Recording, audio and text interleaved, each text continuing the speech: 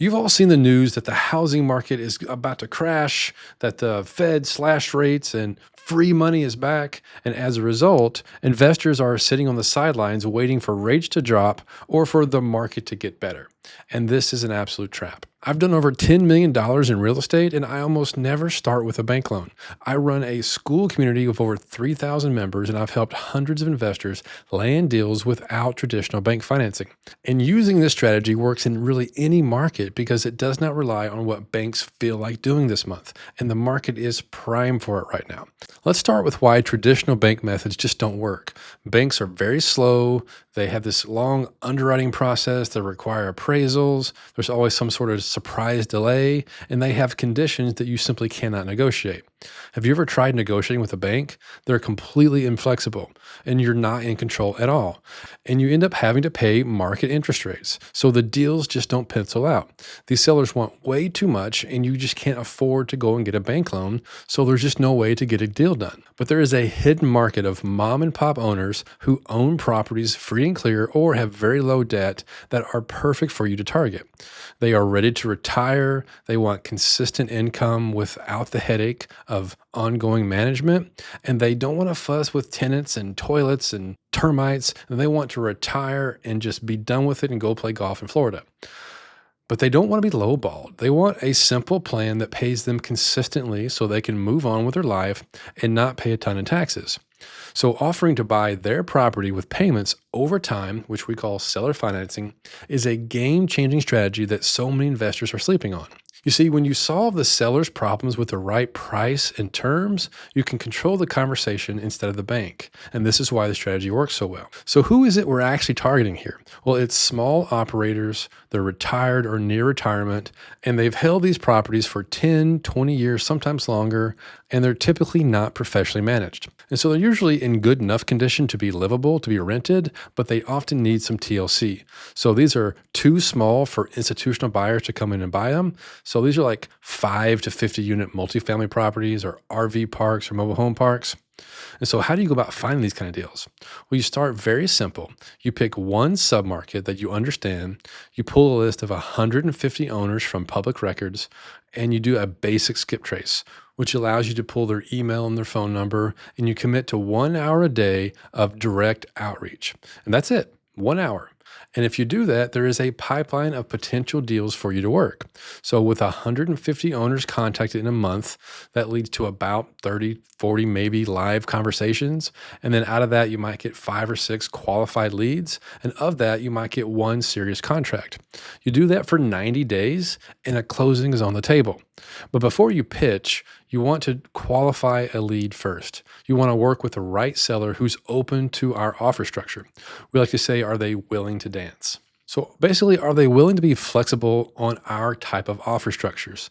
And you use this series of 5 questions to filter leads, and it just takes a few minutes to qualify these folks. So let me walk you through it. And so first off, you want to talk about timeline. If you did sell, when would be a good time for you to close? Property condition we want to find out about. Any repairs that have been putting off? What were the most recent updates? Was the parking lot recently resurfaced? When was the roof replaced? When was the HVAC units updated? Then you want to talk about price and what is their expectations. So if you got your number, what would that be? And fourth, you want to talk about if they're flexible. If you got the price you wanted, would you be open to accepting payments over time? Would you consider payments knowing that it would save you in taxes? And fifth, what is their motivation? What has you considering selling? By selling, what would you be solving right now? And so what you're finding out is if they're flexible on price and terms. So if they are flexible on either price or terms, you have a clear reason to sell, and the timeline is inside the next 90 days, then you have a qualified lead. Now you want to move on to making an offer. And here's a really simple line to kind of bridge into the offer structure. You say this: it sounds like you want less hassle and a more predictable income. Am I right? Well, how about I put together a few options for you to consider? Now, let's package up these options into a clear offer. So let's actually do a quick example to show you how the process works. So let's talk about a fictitious 16-unit multifamily deal that's priced at $1.5 million.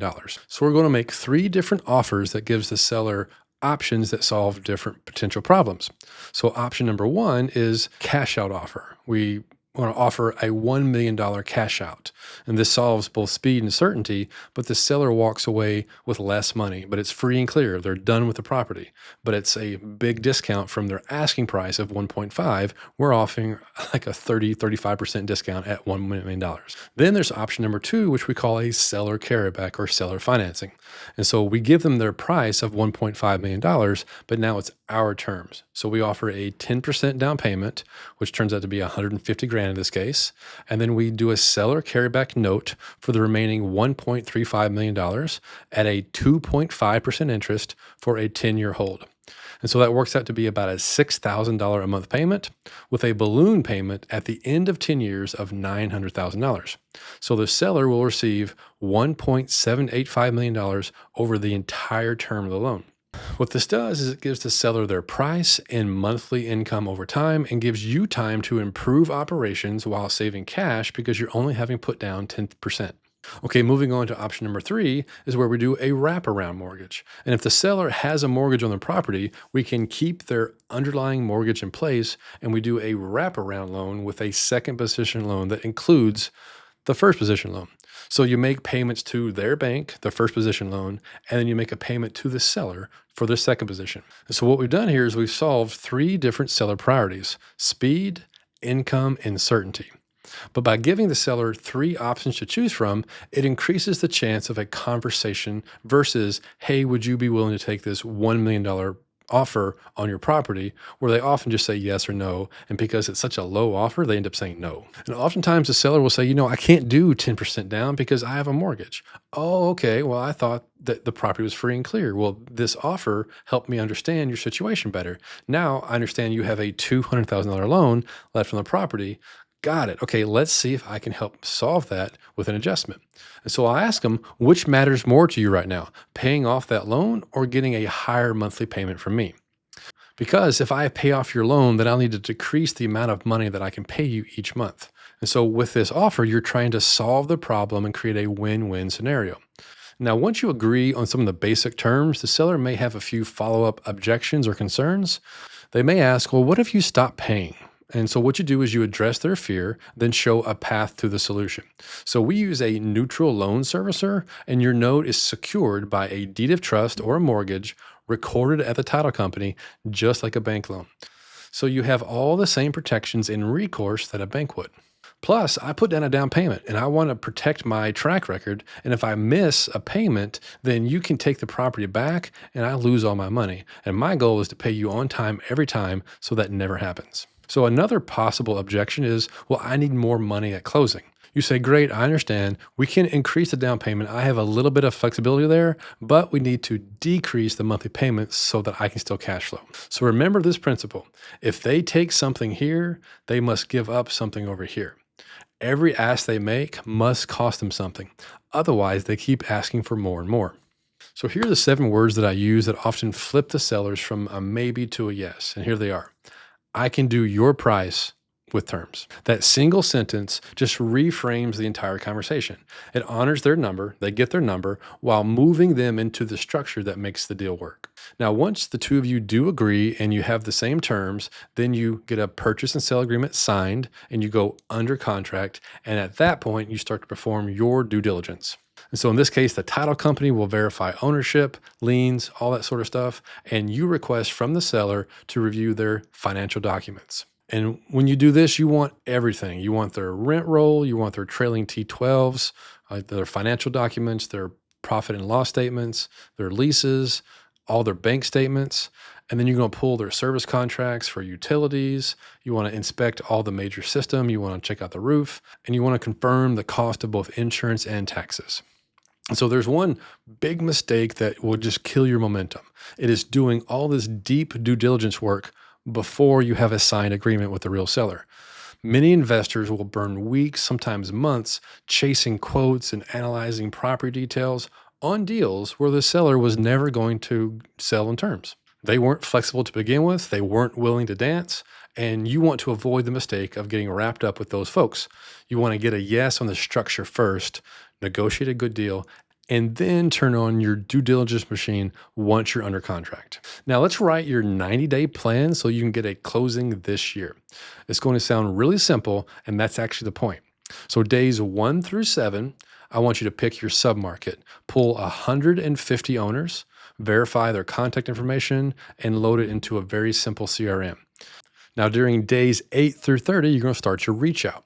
So you can do 1 hour per day, which is 5 phone calls, 5 texts, 5 emails, and 5 follow ups. And if you're into doing direct mail, you can do 5 handwritten letters. And so you want to use our 5 question filter on any live call that you get on.